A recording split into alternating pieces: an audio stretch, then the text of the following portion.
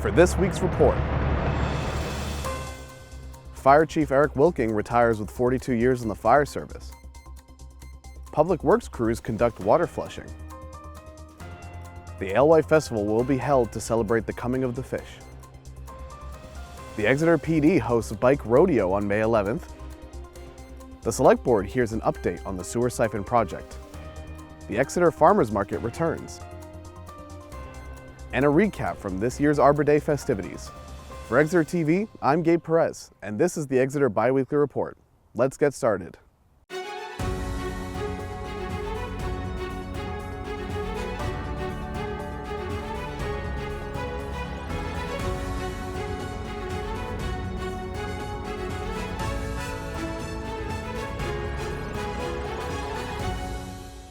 After nearly 42 years as a dedicated member of the fire service, almost 20 of which were in Exeter, Fire Chief Eric Wilking retired this past Friday.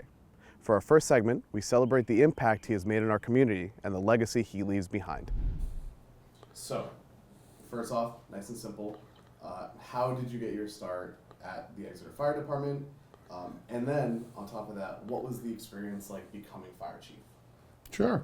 Well, becoming a Assistant Fire Chief in Exeter in 2005 is an interesting story.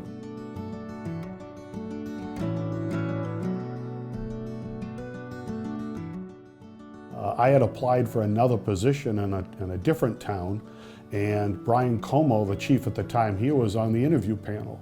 Chief Como called me and let me know I did a great job, and that if I had any inclination to move toward the seacoast, that Exeter may be having a job soon. So it's all happenstance. So we call it right place, the right time.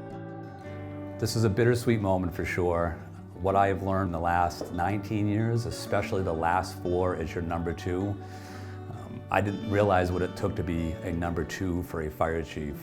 But working for somebody that puts everybody else first and yourself second has been a very valuable life lesson, and has instilled a great opportunity to move this fire department forward.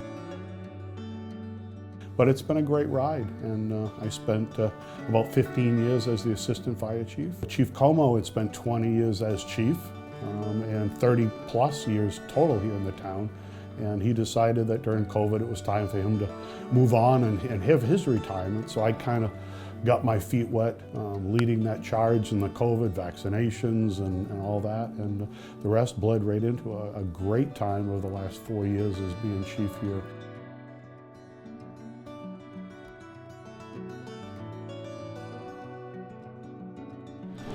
On behalf of the Select Board and personally on behalf of Stephanie, we wish you the best of health, happiness, and enjoyment.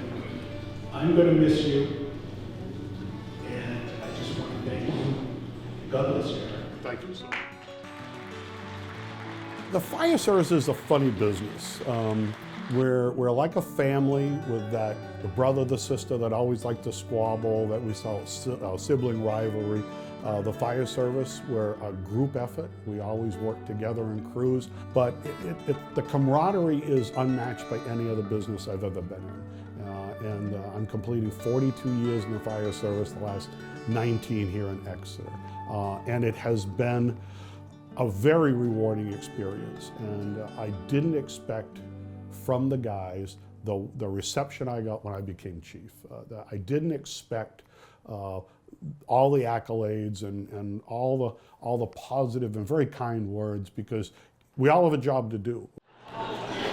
But in all seriousness, your mentorship, your friendship, you've never ever kept anything secret. You wanted to share everything. You wanted the best for all of us, like I had mentioned, and you came second. And if it wasn't for that reason, I definitely would not be here today.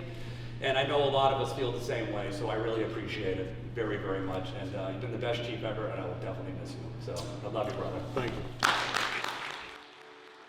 You've left us in a really, really good spot. Your compassion, your empathy, your understanding. You have been a fantastic fire chief, and I couldn't ask for anybody better to ever work for. And I will be forever grateful for what you've taught me and your patience with me. And that is definitely another lesson that I've learned, is to have patience. And I love you, and thank you very much. It was a pleasure working with you. I wish you the best in your retirement, and we're going to miss you. It was a pleasure working with you, Eric. I wish you the best on your retirement and hope you stay healthy and happy. Best wishes to you in your retirement, the best of health and happiness and joy. We'll miss you. Good luck. Hey Chief, I just want to thank you for your service. It's been a pleasure working with you. Being the radar officer, doing all the secret drills, you do a great job with that. And thank you again for all your friendship and kindness. It's truly been an honor to serve with you, and thank you for your service. And good luck in your next chapter of life. I hope you and Linda have a good time. We wish you all the best in your retirement and much health and happiness going forward. Thank you, Chief. Have a great retirement. You deserve it. I wish you the best, and I appreciate you always being a friendly face, especially since I was a newcomer here. So, Thanks, Eric. Good luck. Good luck in the future.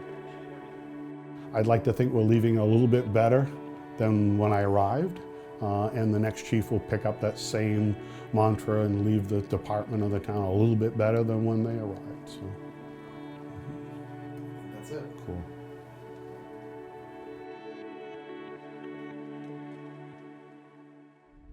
From all of us at Exeter TV, it's been a pleasure to work with you, and we want to wish you the very best as you embark on your next chapter. Switching now from the fire chief to fire hydrants, specifically water main flushing, a part of routine maintenance for the town's water distribution system. Crews will be working from now until May 3rd carrying this out townwide. We met up with the Public Works crew to learn more about why this is important.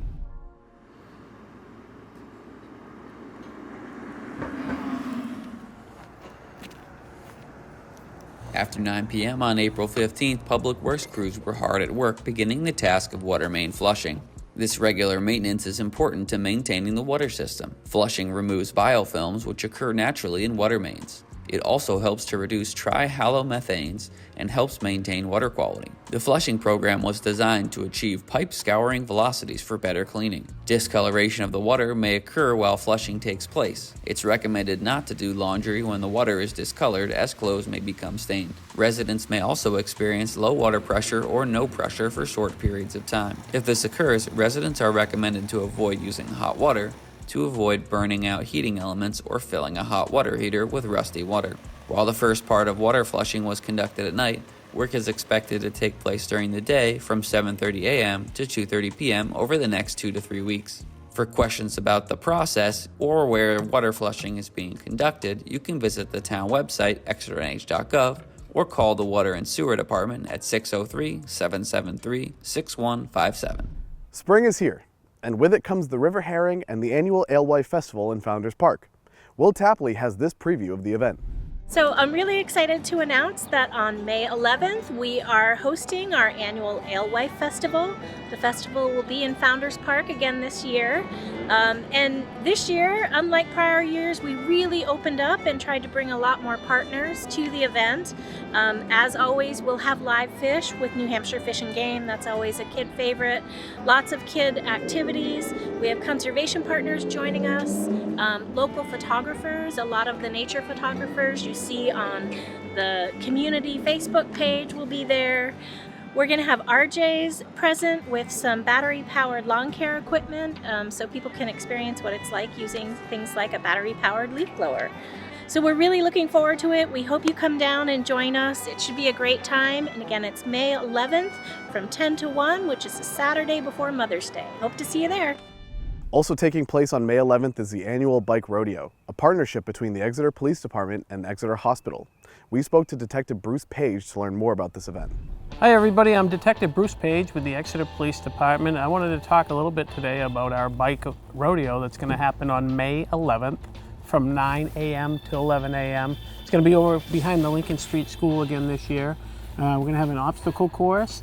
Exeter Fire Rescue is going to come over and check bicycles for people, make sure they're operating safely. The Exeter Hospital will be there giving away water bottles and checking helmets for proper fit.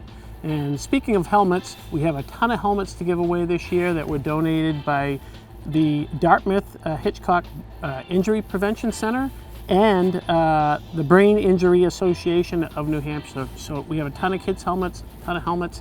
The obstacle course, we're going to beef it up a little bit this year and try to add some new aspects to that.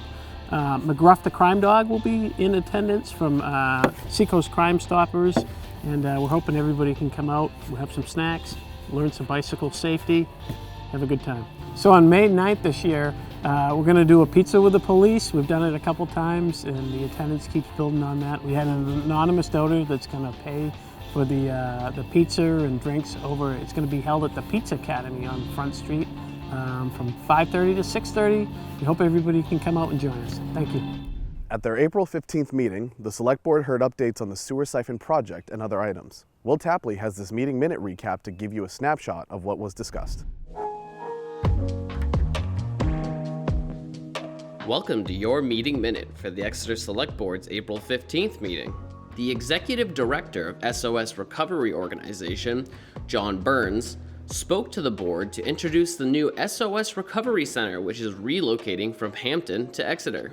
The SOS Recovery Center will work with Exeter Hospital and the community to provide peer-based recovery support to patients with substance abuse disorder. Speaking of a culture of mental health, welcome to Exeter, and I look forward to you being a member of the business community and the community at large, and thank you for coming here tonight. And welcome to the community. You do important work. I'm really glad you have a relationship with the Exeter Hospital, and thank you for all you do. Thank you. Public Works Director Stephen Cronin gave an update on the status of the Squamscott Sewer Siphons project. Crews had been working on drilling the second of 2 siphon holes under the river when construction hit another snag. So on March 23rd, the contractor began the process of mobilizing the air hammer and installing the 8-inch steel casing. On March 27th, the casing made contact with the reamer, and we began pushing the reamer back towards the parkway. We made some pretty good progress, but unfortunately on April 2nd, a weld on the 8-inch casing broke.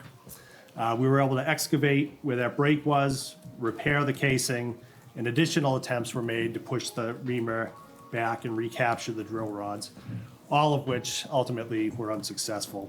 I think if we can just make a very, very good conscious effort to make sure that all of the abutters are given as much information as soon as we possibly can. Obviously, particularly some abutters more than others have endured, quite a lengthy interruption of life. True. And they've been incredibly patient, and I think that we need to be as transparent as we can be. It's unfortunate that this has happened, but we've known all along that it's an extremely complex project, and this is just one more thing, but I want to say that we're going to get this done. The Select Board and Town Manager emphasized that the additional drilling will not cost the town any additional funds, as they had previously negotiated a lump sum payment. This means that even if issues arise with the drilling, the payment is already agreed on and will not increase. Further information on the sewer siphons project will be posted on the town website when it becomes available. The Swayze Parkway trustees joined the Select Board in a joint meeting to discuss how to proceed with the warrant article to close the road in the parkway and create a turnaround. This would allow vehicle traffic to enter from Newfields Road and turn around before they reach the pavilion. Discussions ranged from trying to make the turnaround work to handling sea level rise and storm surges damaging the parkway. Whether we like it or not, I think the past couple months have shown us with the flooding that's taken place there, that's going to have to be addressed. As part of this proposal, one of the bullet points under it states of particular importance to the design would be promote resiliency and reduce impacts from flooding. So that is one of the elements that would be addressed in the So that's in the scope of the work. In the scope, yes. We have to find consensus among the 8 of us, and we have to have vigorous public input because we want all the ideas, and then we have to try to enact what the voters of the town have asked us to do. It's a noble thing to hire designs, but if we don't address the premier problem, we can design all we want. That brackish water is affecting those mature trees, and it has for a number of years. What's the best recommendation that we can, to ensure that the parkway's still there? And then look at your different options, but the high tides and cycles, it's just gonna continue. The river's not gonna get any deeper. Water flow is gonna continue to come through, so that's more important, I think, than a turnaround. Getting too far ahead Wednesday, we are participating in a climate change vulnerability assessment with New Hampshire DES, and they are going to be looking at both water and wastewater assets as part of that assessment. I don't know the full scope of the work yet. It's just an initial meeting, but I imagine that some of these questions are probably going to come up as part of that. To watch the full meeting, visit our Exeter TV YouTube page. The next Select Board meeting is slated for April 29th. See you there. The Exeter Farmers Market will soon be back in town.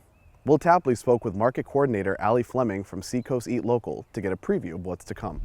Hi, I'm Allie, the market coordinator for Seacoast Eat Local, and I'm so excited to tell you about the farmers market that is getting started next Thursday, May 2nd at Swayze Parkway. Starts at 2:30, goes until 6 o'clock, and it'll be every Thursday for the whole summer through October. The Exeter Farmers Market is one of the best farmers markets that happen around here in the summer because we get over 30 vendors that come to the parkway, and because it's a Seacoast Eat Local farmers market, all of our vendors are local to the area. So whether you're purchasing from a farmer, from an artisan crafter, or even a baker, they're all doing their best to source locally so that you are supporting so many avenues of the local community.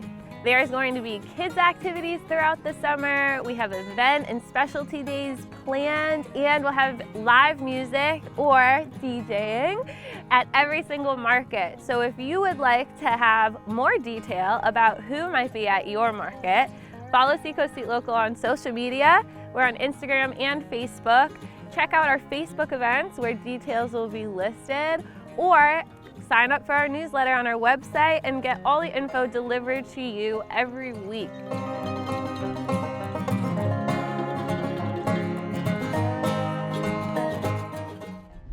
And finally, with Earth Day on Monday and Arbor Day today, we went out with public works crews and volunteers on the Exeter Tree Committee to follow the process of planting new trees. Monday, April 22nd was officially declared Arbor Day in Exeter.